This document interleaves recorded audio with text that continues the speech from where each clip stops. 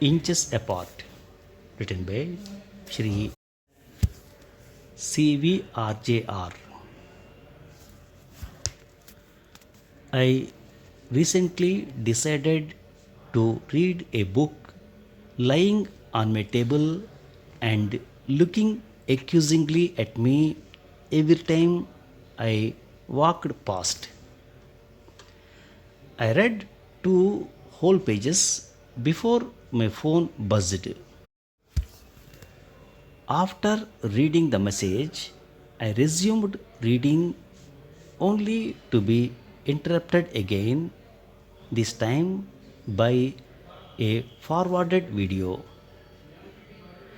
By the end of the hour, I had read several messages, watched half a clip, replied politely to three people, and made no progress with the book.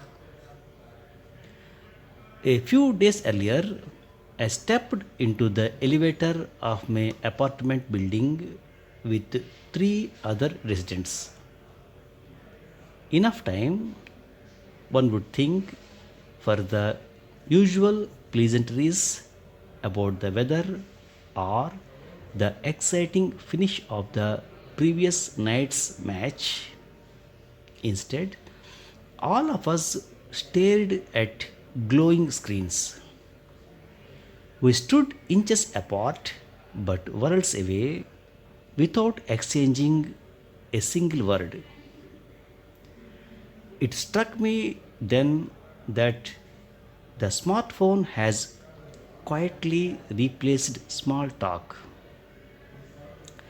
Time was when a daily commute by elevator, bus, or train involved strangers exchanging nods and sometimes striking up conversations that unexpectedly blossomed into friendships.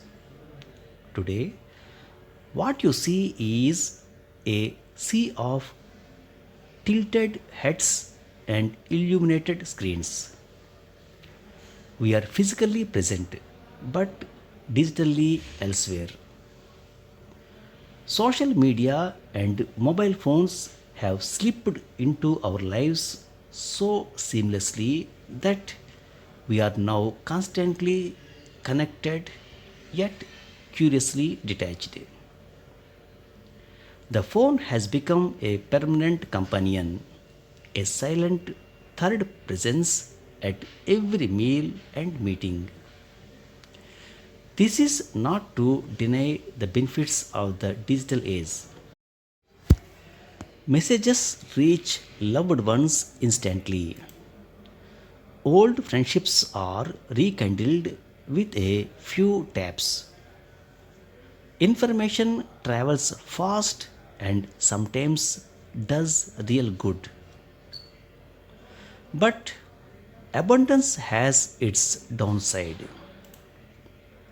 One message leads to another, one video to the next, until hours vanish with little to show for them. Attention spans shrink, uninterrupted thought becomes a luxury, and entire working days can be spent sifting through digital noise. In trying to stay informed and connected, we often end up disconnected from those at home and too drained to focus on what truly matters. Perhaps the most visible casualty of this transformation is patience.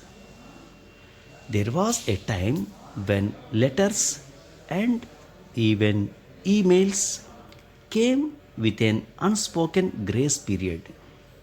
Today, a delayed reply of an hour can prompt a gentle nudge. Just checking if you saw my message. Adding to this is the declining quality of truth online. Social media platforms are rife with hyperbolic titles that promise much and deliver little, or worse, mislead. When the sensational is prioritized over the substantial, truth itself becomes collateral damage.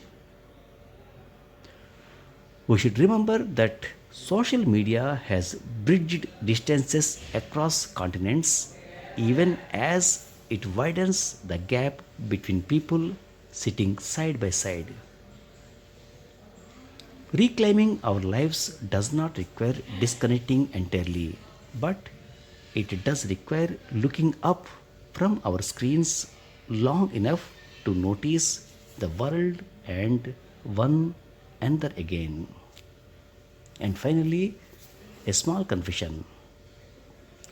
To get on with my work without offending well meaning friends, I respond to most forwards with a carefully chosen namaste. It signals goodwill and lets me return to the task at hand. Thank you very much.